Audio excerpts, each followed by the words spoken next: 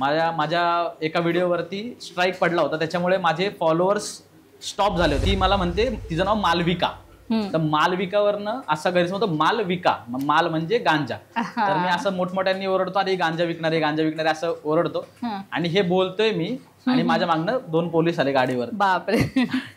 आणि मग त्यांनी असं मला मागणं अशी पकडली कॉलर, काय विकतोस म्हटलं, काय नाही विकत, व्हिडिओज करतोय. मग ते म्हणले, चालू काय, संचारबंदी आहे आणि तुम्ही काय, बसा. त्यांनी मला 2 पोलिसांनी बसवलं, गाडीमध्ये चौकीला नेलं. हाय हॅलो वेलकम, मी तेजल चौकेकर खोत सोशल स्टार या विशेष कार्यक्रमात तुम्हा सगळ्यांचं मनापासून स्वागत करते.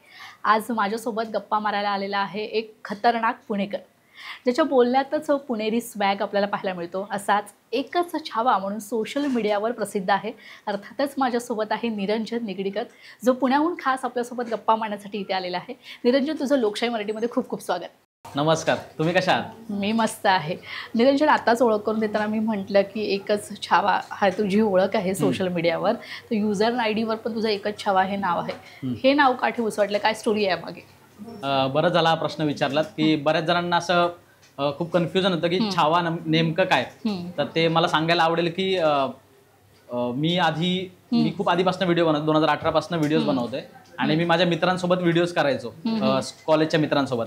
आणि काही 1-2 वर्षानंतर असं झालं की ते मित्र, काहींचे लग्न झाले, काही जॉबला वगैरे लागले, तर इकडे तिकडे सगळे पसरले, आणि मी एकटा राहिलो.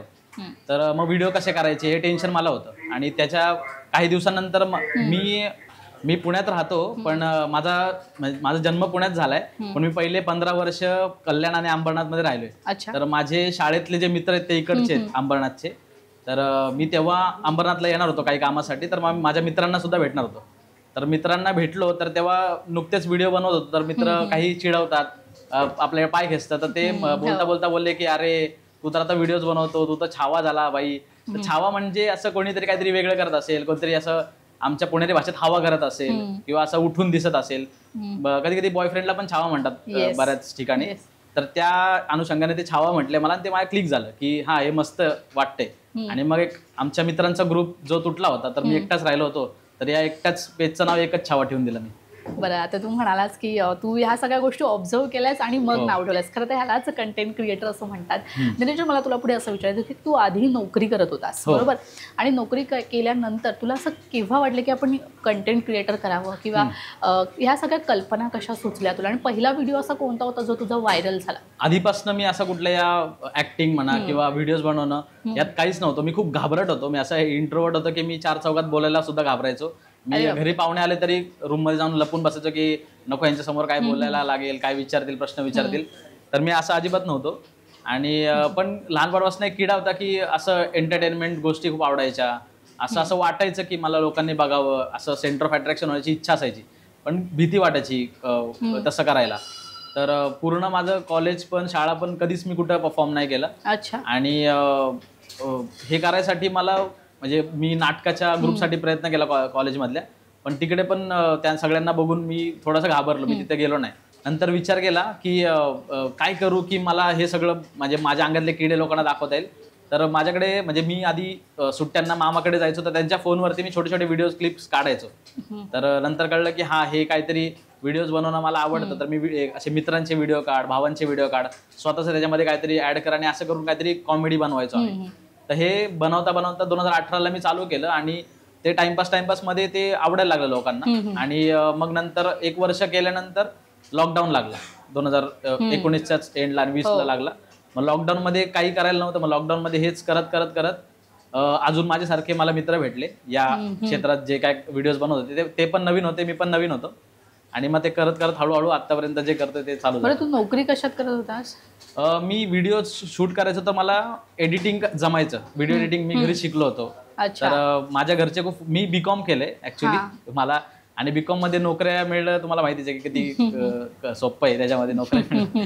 तर त्या एकतर, आणि मला जॉब करायचा नव्हता, असा खूप मला आवड नव्हती. तर मी म्हटलं की काहीतरी असं करू जे मला येतं किंवा मला जे आवडतं. तर मी एडिटिंगसाठी अप्लाय केलं. एक ऍड आली होती, तर यूट्यूब चॅनलसाठीच होती. तर त्यांच्याकडे मला 5,000 रुपये महिना अशी नोकरी मिळाली. तर मी म्हटलं काही न करण्यापेक्षा हे करावं. तर मी एडिटिंगसाठी जॉब करायचो त्यांच्या इकडे आणि मग ते मी 2.5 वर्ष केलं, म्हणजे लॉकडाऊन मध्ये पण त्याच्यासाठी काम केलं आणि ते करत करत असताना मी कॉन्टेंट पण करायचो. त्याच्यानंतर मी एडिटिंग चांगलं शिकल्यानंतर थोडंसं चांगलं पगारासाठी दुसरीकडे स्विच झालो एका न्यूज चॅनलमध्ये. तिथं पण एडिटिंग करत होतो आणि तिकडे कॉन्टेंट पण करत होतो. या दोन्ही गोष्टी करताना माझं साईड बाय साईड माझं पेज पण ग्रो होत होतं आणि अशी वेळ आली की लोक, मी त्यांच्यासाठी काम करतोय तर लोक मला पण ओळखायला लागली बाहेर की अरे मी तुला बघितलंय त्या व्हिडिओमध्ये. आणि मग ते हळूहळू असं दोन्ही साईडला बॅलन्स करणं खूप कठीण जात होतं. आणि मग नंतर मी जेव्हा व्हिडिओज बनवताना थोडंसं लोक ओळखायला लागले तर ब्रँड्स पण आले आणि ब्रँड सोबत काम करताना मग त्यांच्याकडनं पैसे पण आले. तर ते पैसे हे माझ्या पगारापेक्षा जास्ती होते. मग मला ते कळलं की अरे इथं मी मेहनत जास्ती करतोय तर पैसे कमी आहेत आणि इकडं मी माझ्या आवडीचं काम करतोय आणि इथं मला पैसे पण मिळतात. तर मग ते हळूहळू करताना थोडंसं एक कॅल्क्युलेशन केलं मी की थोडेसे पैसे साचवू आणि मी माझे 2 महिन्यात 3 महिने घालवेल एवढे पैसे साचवले आणि मी जॉब क्विट केला आणि मी फुल टाइम कॉन्टेंटमध्ये आलो. आणि म्हणजे नशीब चांगलं आहे की माझं लगेच मी ग्रो झालो. त्या 2-3 महिन्यात माझे लाखभर फॉलोअर्स झाले आणि मग पुढे चांगले ब्रँड्स येत गेले आणि मग मी तसंच फुल टाइम कॉन्टेंटमध्येच काम करत राहिले. बरं, तर ही नोकरी सोडणं ही खरं तर खूप मोठी रिस्क असते आणि आपल्या आईवडिलांना तर काय वाटतं की आपल्या मुलांनी नोकरी करावी. सो तू जेव्हा नोकरी स्विच केली, सोडलीस आणि त्यानंतर ह्या क्षेत्रात पूर्णपणे स्वतःला झोकून दिलंस, त्यावेळेस घरच्यांचा किती पाठिंबा होता, आईवडिलांचं काय म्हणणं होतं यावर? मला वडील नाही आहेत. वडील खूप मी लहान असताना 3 वर्षाचे असतानाच वडील गेले माझे. मी आणि माझी आई आम्ही दोघंच राहतो. माझी आई एका पतसंस्थेत कामाला होती आणि ती तिच्या पैशांवरती आणि मी जे काय जॉब करायचो त्याच्यावरती आमचं घर चालायचं. पण मला त्यासाठीच मी जॉब करत होतो, म्हणजे मला हे आवडायचं पण पैसे मिळत नव्हते म्हणून जॉब करावा लागत होता. आणि मग तेच की जॉब करत करत हे सगळं करत होतो आणि घरच्यांचा असा पाठिंबा, घरचे फॅमिलीला मी कधी माझे व्हिडिओज दाखवलेच नाहीत कारण मला आधी लाज वाटायची की कोणी घरच्यांनी बघितलं तर काय बोलतील वगैरे वगैरे. मी सगळ्या घरच्यांना ब्लॉक करून ठेवलं होतं आणि मी आत्ता काही महिन्यापूर्वी त्यांना मी सगळ्यांना ब्लॉक काढलं मी त्यांचं, कारण आता लोक समोर ओळखायला लागले. ह्यांना कळत नव्हतं की ह्याला का हा तर काय घरकी मुर्गी दाल बराबर सारखं असतं, ह्याला आम्ही तर भाव देत नाही, बाहेरचे लोक काय त्याच्यासोबत फोटो वगैरे काढतात. तर मग त्यांना आत्ता कळायला लागलं. मग ते आत्ता व्हिडिओज बघतात आणि त्यांचा पाठिंबा आहे. म्हणजे मीच घाबरत होतो की त्यांना आवडत नसेल, उलट झालं की ते पण त्यांना पण आवडायला लागलं, ते पण बघतात. मग सुरुवातीला तसं होतं की घरच्यांना सांगितलंच नव्हतं, पाठिंब्याचा प्रश्नच नाही, स्वतःच एकटंच आपल्या मित्रांसोबत काम करत होतो. आणि मग तसं करत करत मी जॉब क्विट केला हे सांगितलं नव्हतं. मी जॉबला जायचो, सांगायचं नाही का व्हिडिओज करायचो. आणि नंतर मग थोडेसे म्हणजे आईला सांगितलं मी थोडंसं विश्वासात घेऊन की असं असं काम आहे, ह्यातनं मला पैसे मिळतात किंवा हे पुढे ग्रो होऊ शकतं. आणि माझ्या आई समजूतदार त्यांनी मला समजून घेतलं आणि पुढे करू दिलं मला सगळं. बरं, तू हे जे व्हिडिओज करतोस वगैरे, म्हणजे जे म्हणतोस चल पप्पी दे चल वगैरे सगळे जे वाक्य असतात, हे सगळे आईला दाखवलं, आईची काय रिएक्शन असते? काय नाही, तिला आवडतात, ती तेवढी आहे. म्हणजे मी एक लिमिट ठेवूनच सगळं व्हिडिओज करतो आणि तिला दाखवलं तर तिला आवडलं, म्हणजे तिला असं काय वाटलं नाही त्यामध्ये. तर तिने. बरं, मग आता मला तुला विचारायचं आहे, तुला तुझी टीम कशी तयार झाली आणि तुला शिवानी कुठे भेटते? कारण की तुमच्या दोघांची जोडी सोशल मीडियावर जरा खूप चांगली हिट आहे आणि तुला हे कंटेंट कसे सुचले, म्हणजे जर तू बोलतोस तुझ्या जे वाक्य असतात ते कसे सुचतात? 2018 मध्ये जेव्हा चालू केलं होतं तेव्हा मी एकटा पडलो आणि 19 मध्ये आल्यानंतर मी जॉब करत होतो. तर जॉब करताना मी जॉब करत करत मी इंटरनेटवर सर्च करायचो की माझ्यासारखे अजून कोणी आहेत का, कॉन्टेंट बनवणारे आहेत का. तर त्याच्यामध्ये मला बरेच आमचे जसं की डॅनी असेल, अथर्व असेल, ते सगळे मला भेटत गेले. आणि माझा मित्र आहे सागर, जसं पेजचं नाव आवडीन येत आहे, त्यांनी मला समोरनं DM केला की मी पण व्हिडिओज करतो, तर आपण भेटून व्हिडिओज करायचे का. तर सुरुवातीला म्हणजे असं होतं की असे 400 फॉलोअर्स 200 फॉलोअर्स असे प्रत्येकाचे होते आणि मग त्याच्यात आम्हाला सपोर्ट करणारा कोणीच नव्हतं. तर आम्ही एकमेकाला सपोर्ट केला. आम्ही सगळे एका ठिकाणी भेटलो, आम्ही मीटअप केलं आम्ही 5-6 जणांनी आणि मग तसे रोज भेटत गेलो. आणि तेव्हा प्रत्येक जण जॉब करायचा, तर आम्ही एव्हरी सॅटर्डे संडे असं जमेल तसं भेटायचो, संध्याकाळी 6 वाजता वगैरे जॉब सुटल्यानंतर भेटायचो. आणि असं लॉकडाऊनच्या पूर्ण काळात आम्ही हे करत गेलो. बऱ्याच वेळा असं झालं लॉकडाऊन मध्ये आम्ही व्हिडिओज करतोय आणि पोलिसांनी उचलून घेऊन गेले की संचारबंदी होती, 5 जणांपेक्षा जास्त उभे राहू शकत नाही. आणि मग त्याच्यामध्ये आम्ही व्हिडिओ करताना मग पोलिसांनी बघितलं, मग ते म्हणायचे चला चला मास्क कुठे आहे. आता व्हिडिओ करताना मास्क ते आता तेवढं मास्क काढायचो आम्ही. तर ते आणि असं होतं की दुसरा ऑप्शनच नव्हता, म्हणजे कुठेतरी गल्ली बोळातच व्हिडिओ करायला लागायचे, नाहीतर तो आम्ही असं जास्ती पब्लिकली थोडंसं घाबरायचो. मग ती तशी टीम तयार झाली. एक जण सगळे माझ्यासारखेच आहेत, म्हणजे मी स्वतःला त्यांच्यामध्ये बघितलं की हे पण असेच आहेत, हे पण जॉब करतात, त्यांना पण कुठेतरी फेमस व्हायचे किंवा ह्यांना पण कुठेतरी काम करायचंय, तर ते सगळे तसे व्हिडिओज बनवायचे. ते पण मला एक एक भेटत गेले. मग आमची पूर्ण टीमच झाली, म्हणजे अथर्व असेल, डॅनी, समीर असेल, सागर असेल, आणि असे बरेच नवीन नवीन अजून जुळत गेले.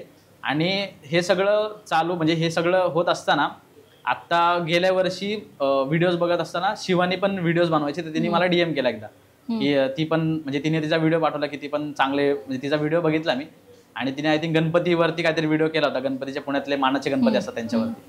तर मी तो बघितला, तिला मग रिव्हर्ट केलं, आणि मग सहज एक दिवशी म्हटलं की करूयात काहीतरी व्हिडिओ, आणि एक व्हिडिओ केला आणि तो चालला चांगला. आम्ही सिंहगडावरती व्हिडिओ केला होता आणि तो चांगला चालला. मग पुढे करत राहिलो हळूहळू व्हिडिओज, आणि मग ते लोकांना आवडायला लागलं, आणि मग तशीच मग ती लोकेशन कसे तुम्ही ठरवता की कुठे करायचं, काय करायचं? की लोकेशन पण खूप मॅन्डेटरी असतं की कुठे आपण करतोय, हे पण खूप महत्वाचं असतं. जिकडे आवाज कमी असेल, लोकांचा डिस्टर्बन्स नसेल, जिकडून कोणी आम्हाला हाकलून देणार नाही, अशा ठिकाणी आम्ही व्हिडिओ करतो. बऱ्याच वेळा लोकांनी हाकलून दिलेलं आहे, म्हणजे गेट समोर काय व्हिडिओ करता चल निघ, असे बऱ्याच वेळा झालेले आहेत गोष्टी. आमच्या इथं आपण शांततेसाठी प्रायव्हेट सोसायट्यांमध्ये आम्ही व्हिडिओज वगैरे करायला जायचो, तर बऱ्याच वॉचमॅनने हाकलून दिलेलं आहे, तिकडच्या लोकांनी कंप्लेंट केल्या. पुणेकर म्हटल्यानंतर तर काय फोन लगेच झोपून देत नाहीये, चला इकडनं तिकडनं. मग बऱ्याच वेळा मग पोलिसांनी ते लॉकडाऊनच्या टायमाला मग आम्ही सेफ साईड असेच लोकेशन बघायचो जिकडे लोक कमी असतील, डिस्टर्ब कमी असेल, गाड्यांचे आवाज कमी असतील.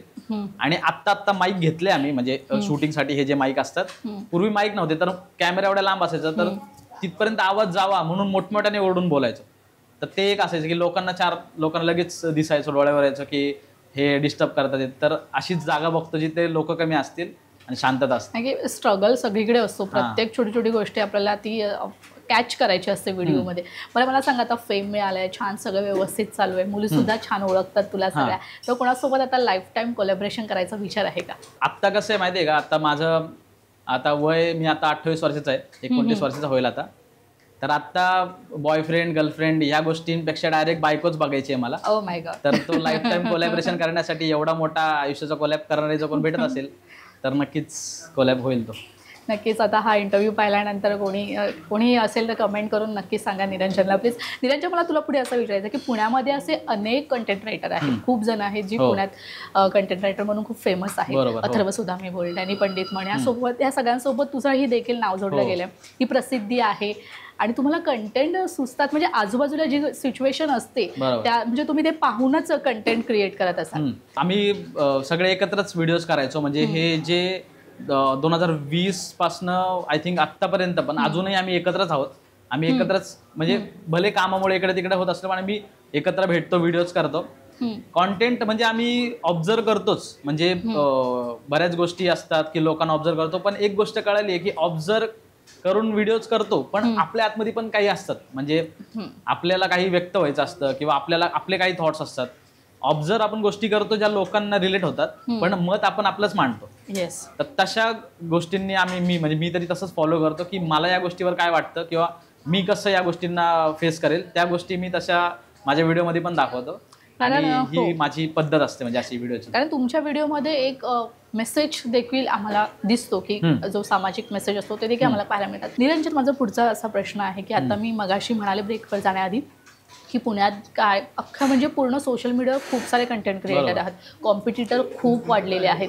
अशा वेळेस आपलाच कंटेंट किती पेस्ट जाईल, कसा पेस्ट जाईल हे पाहण्यासाठी प्रत्येक कंटेंट क्रिएटर झोकून काम करत असतो. तर तुझ्यासाठी आत्ता सोशल मीडिया कोण कॉम्पिटिटर आहे असं तुला वाटतं? मला कॉम्पिटिशन वाटत नाही, कारण मला असं वाटतं की जे लोक एखाद्याला बघतात, समजा एखाद्याला एक्स व्यक्तीला बघत असतील तर तो वाय व्यक्तीला पण बघतो, तो ABC सगळ्यांनाच बघत असतो. त्यामुळे तुम्हाला तुमचं काम चांगलं करायची, जेणेकरून तुम्हाला त्याच्यापर्यंत पोहोचता येईल. मुद्दा हा नाही की कोणाला मागं टाकू किंवा कोणाला सरकून मी त्यात दिसेल. मुद्दा आहे की मला कसं चमकता येईल की मी त्याच्यापर्यंत पोहोचेल. तर एवढंच असतं की मी कसं भारी काम करेल ह्याच्यावरती जास्ती माझी भर असते. आणि कॉम्पिटिशन खरंच कुठे म्हणजे मी तरी आमच्या पुण्यात आम्ही जे व्हिडिओज बनवतो आम्हाला कॉम्पिटिशन नाही, आम्हाला सगळ्यांना कोलॅबोरेशनच आहेत. आम्ही एकमेकांसोबतच काम करतो सगळं. बरं, शूट करताना एखादी रील जर आपल्याला शूट करायची असेल, तुमच्या प्रत्येक रीलमध्ये एक फन असतो, मजा मस्ती असते, तर शूट करतानाचा एखादा असा काही किस्सा आहे का जो लक्षात राहिलाय, जो पब्लिक प्लेसवर तुमचे खूप सारे व्हिडिओज असतात त्यावेळेस असा काही किस्सा घडलाय का? किस्सा म्हणजे आता लॉकडाऊनचाच सांगतो मी एक, की आम्ही व्हिडिओज करत होतो आणि त्या व्हिडिओमध्ये एक गैरसमज होतो एक मुलगी आहे मुलामध्ये आणि त्याच्यामध्ये ती मला म्हणते तिचं नाव मालविका. तर मालविकावरनं असा गैरसमज होतो मालविका, माल म्हणजे गांजा. तर मी असं मोठमोठ्यांनी ओरडतो आणि गांजा विकणारे असं ओरडतो आणि हे बोलतोय मी आणि माझ्या मागणं 2 पोलीस आले गाडीवर. बापरे. आणि मग त्यांनी असं मला मागणं अशी पकडली कॉलर, काय विकतोस म्हटलं काय नाही विकत, व्हिडिओज करतोय. मग ते म्हणले चालू काय संचारबंदी आहे आणि तुम्ही काय बसा. त्यांनी मला 2 पोलिसांनी बसवलं गाडीमध्ये, चौकीला नेलं. बापरे. आम्ही 3-4 जण चौकीमध्ये. मग ते सगळ्या पोलिसांसमोर मग ते म्हणले की काय चालू होतं, हे काय बोलत होते असं तसं, हे काय. म्हटलं अहो साहेब काय नाही ते. मग तिथे थोडंसं खोटं बोललं आम्ही की कॉलेजमध्ये आमचा प्रोजेक्ट आहे की हे जे काही व्यसनं करतात मुलं किंवा जे असे आहारी गेलेत व्यसनाच्या, त्यांच्या विरुद्ध आम्ही अवेअरनेस पसरवतोय की असं करू नये म्हणून आम्ही काहीतरी कॉमेडी स्वरूपात त्यांना एक मेसेज पोहोचवतोय, सामाजिक संदेश. मग असं करून तिथून बाहेर पडलो. त्यांनी आम्हाला जरा असं सल्ला दिला, म्हणजे चांगलं. त्यांनी म्हटलं की असे बाहेर नका पडू, असे व्हिडिओज वगैरे नका करू आता सध्या, नंतर तुम्ही सगळं हटल्यानंतर करा. मग हा एक किस्सा होता की पोलिसांनी आम्हाला उचलून नेलं. बरं, एखादं फॅन मुवमेंट सांगू शकशील का? कारण की आता खूप सारे फॅन्स असतील, तसं काही फॅन मुवमेंट आहे जो मेमोरेबल आहे? माझा पहिला फॅनचं मी सांगेन. मला म्हणजे काही कल्पनाच नव्हती की फॅन किंवा आपल्याला एवढं प्रेम मिळतं, हे कधीच कल्पना नव्हती. माझे मोजून 500 फॉलोअर्स असतील, 500 फॉलोअर्स वगैरे होते आणि मी माझे टाकायचो. तर आम्ही आमच्या इकडेच चाललो होतो मित्रांसोबत, फिरत होतो गाडीवरनं. तर माझ्या मागणं एक गाडी पाठलाग करत होती. अच्छा. आणि मला ते कळलं नाही, म्हणजे आम्ही चाललोय तो बरेच 3-4 किलोमीटर त्याने हे केलं. नंतर आम्ही पेट्रोल भरण्यासाठी थांबलो, तर तो पुढे गेली गाडी आमच्या आणि ती परत टर्न मारून आमच्या इथे आली आणि तो येऊन भेटला आणि तो माझ्या 4-5 मित्रांमध्ये मला बोलला की मी तुझे व्हिडिओज बघतो, मला खूप आवडतात, मला फोटो काढायचा. आणि त्याने फोटो काढला. म्हणजे माझ्या आयुष्यात पहिल्यांदा असं झालं की म्हणजे मला कोणच ओळखत नव्हतं आणि एक व्यक्तीने ओळखलं. तर ते एवढं भारी होतं की एवढ्या लोकांमध्ये, म्हणजे 500 लोकांमध्ये पण एक जण आहे जो माझ्या जवळचा आहे की त्याने मला ओळखलं. ते माझ्यासाठी खूप स्पेशल होतं. कारण आपण लोकांना देतो काहीतरी, तर लोक देखील आपल्याला प्रेम भरभरून देतच असतात. मला सांग निरंजन, आपण एखादी गोष्ट जेव्हा करायचं ठरवतो त्यात खूप मेहनत असते, खूप स्ट्रगल असतं आणि ते सक्सेस मिळवण्यासाठी आपण खूप धडपड करत असतो. तर त्या सक्सेस मिळवण्यापर्यंत कधी कधी आपल्याला अपयश पण मिळतं, कारण यश मिळवायचं असेल तर अपयश तर भोगावंच लागतं. तर असं कधी मुवमेंट आलंय की नाही आता होत नाहीये, खरंच मी नोकरी सोडली, ही म्हणजे कुठल्या गोष्टीचा पश्चाताप झालाय का? कधी हरलायस, थकलायस, असं झालंय? जॉब करत होतो तेव्हा खूप वाटायचं, म्हणजे जॉबला 9 to 5 नव्हतं म्हणजे 10 ते 6 होतं माझं. आणि 6 वाजल्यानंतर आम्ही बाहेर पडायचो आणि 6 नंतर जो वेळ मिळायचा 6 ते 7 त्याच्यामध्ये जो मंद प्रकाश असतो त्या प्रकाशात जसं जमेल तसं व्हिडिओज करायचो. कारण तेव्हा माईक नव्हते, लाईट्स नव्हते आणि त्या टायमाला आय थिंक हे 1.5-2 वर्ष आम्ही तसंच करत होतो. म्हणजे ते त्या जॉब आणि व्हिडिओ ह्याच्यात खूप अडकलो होतो. तेव्हा खूप वाटायचं की अरे मला करायचंय पण मला जॉबमुळे जमत नाहीये. तर तो एक त्या गोष्टीमध्ये खूप पिसलो गेलो आणि तो एक खरं जास्ती असं स्ट्रगल म्हणता येईल. स्ट्रगल असं म्हणतच नाही मी, कारण मला मजा यायची ते करायला. फक्त असं व्हायचं की टाइम मिळत नाहीये, ती खंत असायची अरे टाइम मिळाला पाहिजे. त्यासाठी मी नंतर जॉब क्विट केला. त्याच्यानंतर सगळं चांगलं चाललं होतं आणि आता इंस्टाग्राम म्हणजे कसं होतं, हे एकच गोष्ट आहे की जिकडनं लोक मला बघतात आणि त्या गोष्टीवर मला स्ट्राईक मिळाला होता. माझ्या एका व्हिडिओवरती स्ट्राईक पडला होता, त्याच्यामुळे माझे फॉलोअर्स स्टॉप झाले होते. म्हणजे इंस्टाग्रामकडनं नोटिफिकेशन आलं होतं की तुमचे व्हिडिओ आम्ही प्रमोट करणार नाही. तर मला व्हिडिओजला व्ह्यूज जात नव्हते खूप. म्हणजे आम्ही खूप चांगले व्हिडिओ करत होतो, खूप चांगले लिहित होतो, ऍक्ट करत होतो, पण व्ह्यूजच जात नव्हते. आणि हा स्ट्राईक 8 महिन्यात राहिला. या 8 महिन्यात ब्रँड्स मिळत नव्हते चांगले, खूप व्ह्यूज येत नव्हते, खूप म्हणजे फॉलोअर्स पण कमी होत होते. तर तो खूप एक कठीण वेळ होता ज्यामध्ये, कारण दुसरा ऑप्शनच नव्हता आमच्याकडे की जॉब पण नाही करते आणि बाकी दुसरं पण काय हेच नाहीये, इन्कम सोर्सच नाहीये. ह्यातनं जे काय होते तर ते 8 महिने खूप कठीण गेले. पण त्याच्यानंतर तो स्ट्राईक पण हटला आणि नंतर मग हळूहळू ग्रोथ मिळायला लागली. मग तिथून सगळं चांगलंच आहे आतापर्यंत. बरं, आता सगळं छान चालू आहे. समज एखाद्या सिनेमात काम करण्याची इच्छा, म्हणजे एखाद्या सिनेमात काम करण्याची संधी तुला मिळाली आणि तुझी कुठल्या कलाकारासोबत काम करण्याची स्वतःची तुझी इच्छा आहे? मला मराठी चित्रपटातच काम करायला आवडेल. पहिले तर कोणासोबत काम करायला आवडेल? आत्ता माझी तरी अशी इच्छा म्हणजे मला नागराज मंजुळे सरांसोबत काम करायला आवडेल. कारण त्यांचं खूप म्हणजे जसं माझी विचारसरणी आहे की रॉ राहायला आवडतं किंवा जे ओरिजिनल आहे तसं आवडतं. हा आता आम्ही जे तामझाम दाखवतो व्हिडिओज मध्ये ते आपलं इंस्टाग्राम वरती, पण मला जेव्हा स्वतः काहीतरी करायचं असेल तर मी असाच प्रयत्न करेल की मला ते जसं मी फील केलंय, जसं मी अनुभवलंय तसं लोकांपर्यंत पोहोचवायचे. तसं मला मंजुळे सरांसोबत करायला आवडेल. बरं, सोशल मीडियावरचं तुझा असा फेवरेट इन्फ्लुएन्सर कोण आहे? सोशल मीडियावरती एकच छावा नावाचं पेज आहे, ते खूप मला माझे सगळे मित्र, माझा ग्रुप आहे तुला वगळता माझा सगळा जो ग्रुप आहे, आमचा पुण्यातला ग्रुप आहे, ते मला खूप आवडतं. म्हणजे माझे असे सगळे जवळचेच आहेत, ते सगळे आहेत. ते मुंबईचे पण बरेच क्रिएटर आहेत, ते पण मला आवडतात. अथर्व रुके एक आहे, नील आहे, फोकस इंडियन, हे सगळे म्हणजे आम्ही खूप आधीपासून त्यांना पण भेटलोय. म्हणजे ते दादासारखे मोठे, तर त्यांच्यासोबत पण काम केलंय, त्यांच्यासोबत म्हणजे ते आवडतात. आणि आमचा पूर्ण ग्रुप आहे तो एक खूप आवडतो. बरं, आता आपण गप्पा खूप मारल्या, आपण एक छान गेम खेळूया, नेव्हर हॅव एव्हर, ज्यामध्ये तू कुठल्या गोष्टी केल्यास, का केल्यास, नाही केल्यास, का नाही केल्यास हे आम्हाला तुला सांगायचं. चालेल. ओके. निरंजन, तू कधी रियालिटीमध्ये कुठल्या मुलीला बघतेस काय पप्पी द्यायचं असं म्हटलंयस का? हो. कधी? आता ते खूप असं सिक्रेट आहे पण मी असं बोललोय. त्याचा मिळाली का नाही मिळाली हे नाही सांगू शकत, पण मी बोलतो. कधी स्वतःच्या फेमस असण्याचा फायदा उचललायस का? हो. केव्हा? म्हणजे असं उचलत नाही मी फायदा, पण आमचे म्हणजे मी जिकडे राहतो, आम्ही चाळीत, म्हणजे मी पहिले चाळीत राहायचो, आमची चाळ होती आणि ती चाळ पाडून आम्ही बिल्डिंग बांधत होतो, म्हणजे आमच्या स्वखर्चातनंच, म्हणजे आमच्या सगळ्या नातेवाईकांमध्ये. तर जेव्हा आपण स्वखर्चातनं बांधतो तेव्हा खूप प्रॉब्लेम्स येतात, म्हणजे त्याच्या परवानग्या, त्याचे सगळे सँक्शन होण्यासाठी. आणि ह्या सगळ्या गोष्टींमध्ये खूप ताण, म्हणजे आम्ही 2 वर्ष ह्याच्यासाठीच लढत होतो की आमची बिल्डिंग बनावी, आमच्यासाठी घर व्हावं. आणि त्याच्यासाठी जे सँक्शनसाठी जे साहेब असतात ते खूप म्हणजे रेअरली भेटायचे, म्हणजे ते यायचेच नाही जास्ती करून. आणि त्याच्यामध्ये ते एक दिवशी आले आणि मी सहजच घरात होतो आणि मी घराच्या बाहेर आलो, तर त्यांनी मला ओळखलं, त्या सरांनी सँक्शन करायला जे आले होते. आणि त्यांनी बघितलं आणि ते म्हटले, अरे तू ते रील बनवणार ना? हा. आणि त्यांनी माझ्यासोबत फोटो काढला.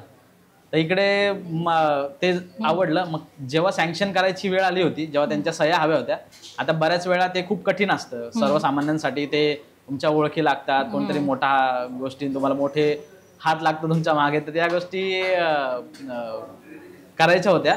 तर जेव्हा त्या ऑफिसला आम्ही गेलो तेव्हा मी माझ्या मामासोबत होतो. तर मामांना म्हटलं मी पण येतो तुमच्यासोबत. तर मी तिकडे गेलो, त्यांना भेटलो. मग ते थोडंसं त्यांनी पण मला बघितलं होतं, हे बघितलं होतं, तर त्या गोष्टीचा एक फायदा झाला की आम्हाला सँक्शन मिळालं आणि आमची बिल्डिंग झाली आता. तर ते एक माझ्या फेमस होण्याचा फायदा मी तिथं उचलला. बरं, कधी खऱ्या आयुष्यात कोणाशी टॉक्सिक वागलायस का? हो, मित्रांशी वागलोय.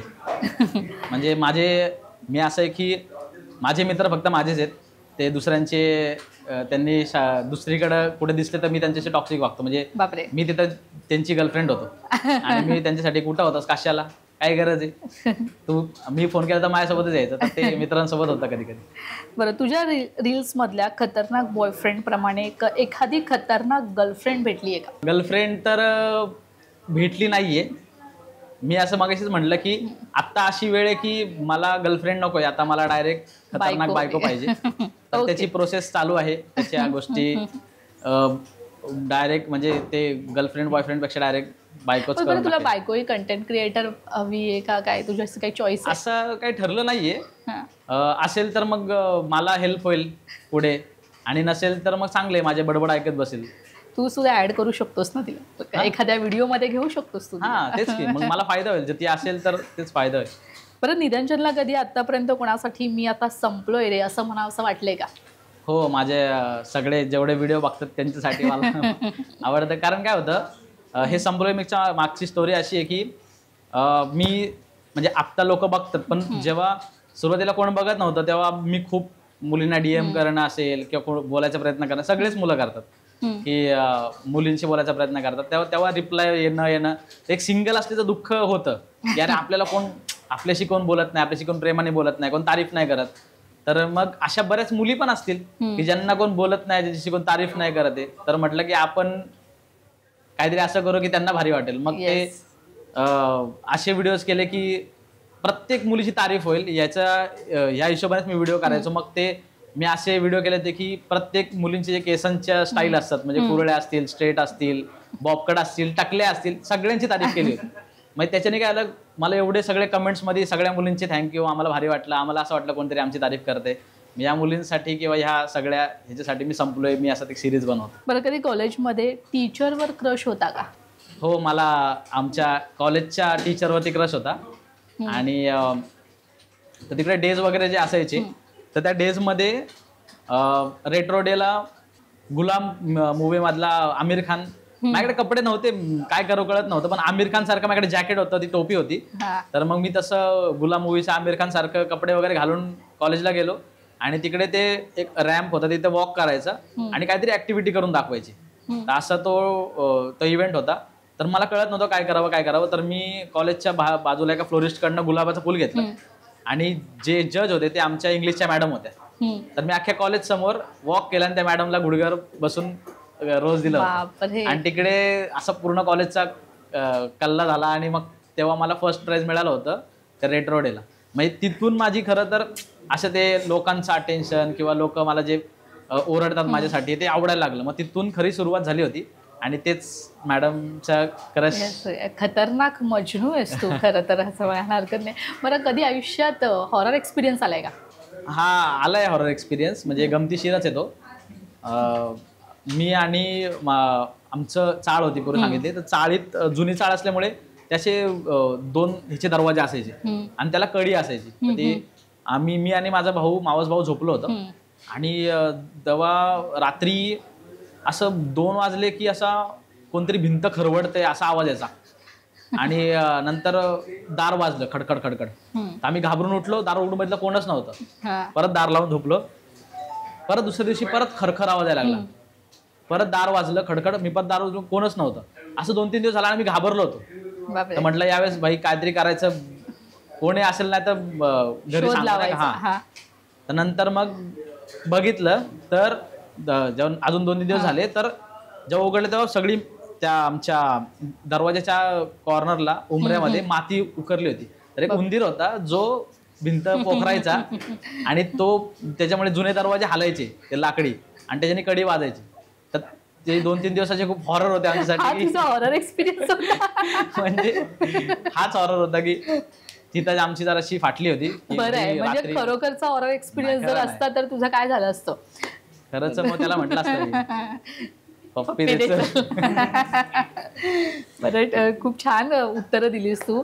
बरं, मला सांग, पुणे हे एक तर सांस्कृतिक शहर म्हणून ओळखलं जातं. तर पुण्यात असे सांस्कृतिक कार्यक्रम होत असतात, ढोल ताशाचा गजर. त्या पथकात कधी तू सहभागी झालास? तुला आवडतं का? पथकात तर नाही झालो, पण पथकात वाजवलं नाहीये, पण आम्हाला तिथे इन्व्हाइट केलं होतं. 2 वर्ष झाले आम्हाला नेहमी बरेच पथक इन्व्हाइट करतात. आम्ही पुण्यात एवढं सगळं करत असतो म्हणून. मग तिकडे आम्हाला ते जेव्हा त्यांचं पहिला दिवस असतो, जेव्हा ते पूजा वगैरे असतं, तेव्हा ते आम्हाला वाजवायला देतात. मग तेव्हा आम्ही वाजवतो. म्हणजे एक थोडंसं त्यांच्या सुरुवात असते म्हणून तिकडे तेव्हा तेवढंच वाजवलंय. पण मला आवडतं, आम्ही नाचायला जातो, वाजवायला नाही. बरं, ते पुणेरी ज्या पाठ्या असतात त्या पुणेरी पाठ्यावर एखादा असा काही छान व्हिडिओ आम्हाला पाहायला मिळेल की नाही? कारण की ते तर मस्ट आहे, पुण्यातला आहेस तो म्हणजे हा व्हिडिओ तर आम्हाला झालाच पाहिजे. ते करू शकतो, पण मी माझ्या पद्धतीने वेगळं करेल. कारण एक ऑलरेडी आमच्या पुण्यात एक महाशय आहेत जे या पुणेरी पाट्यांवरती सगळ्या पाठीवरच बसलाय. तो माणूस अथर्व सुदावे, खूप चांगलं करतो. तर ते माझ्या पद्धतीने काय जमलं तर मी करेल त्यात नक्कीच. बरं, एक शेवटचा प्रश्न. निरंजन, प्रत्येकाची एक बकेट लिस्ट असते आणि जशी जशी पूर्ण होते तसंच आपण त्याला टिक करत जातो. बरोबर. आता तुझी, मला तर वाटतं ह्या कंटेंट क्रिएटरमुळे एक छान स्वप्न पूर्ण झालंय, तुला छान लोक सगळी ओळखतात. अशी कुठली अजून एक बकेट लिस्ट आहे जी तुला पूर्ण करण्यासाठी तू जीव तोडून मेहनत करणार आहेस आणि करायची? मला माझ्या फॅमिलीला फिरवायचंय पूर्ण जगात.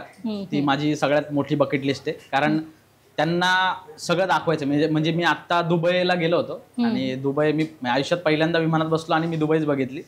तर मी जे एक्सपिरियन्स केलं तर ते मला असं वाटतं की माझ्या फॅमिलीला द्यायचे आणि माझ्या फॅमिलीला पूर्ण जगात फिरवायचं. ही माझी सगळ्यात मोठी बकेट लिस्ट आहे. आणि दुसरं म्हणजे मला जे मी आता काम करतोय ते वाढवायचं आहे. म्हणजे मी पहिले युट्यूब व्हिडिओज बनवायचो, मग ते युट्यूबमध्ये मी रील्सवर स्विच झालो. मग 15 सेकंदाचे रील्स 30 सेकंदाचे झाले, मग ते 60 सेकंदाचे झाले, 90 सेकंदाचे झाले आणि आता 3 मिनिटाचे रील झालेत. मग हा 3 मिनिटाचा रील किंवा 3 मिनिटाचे जे व्हिडिओज मला 3 तासापर्यंत न्यायचेत आणि हे जे आहे ते मला थोडंसं मोठं करायची माझी इच्छा आहे आयुष्यात पुढे. नक्कीच निरंजन, तुझ्या पुढील वाटचालीसाठी लोकशाही मराठीकडून तुला खूप खूप शुभेच्छा. Yes. तू इथे आलास पुण्याहून, छान आमच्याशी गप्पा मारल्यास, तुझ्या सगळ्या आठवणी सांगितल्यास त्यासाठी खूप खूप धन्यवाद. थँक्यू. तर सोशल स्टार या विशेष कार्यक्रमात वेळ झाली इथेच थांबायची. पुन्हा भेटूया नवीन सोशल स्टार सोबत. तोपर्यंत तुम्ही कुठेही जाऊ नका, पाहत रहा लोकशाही मराठी.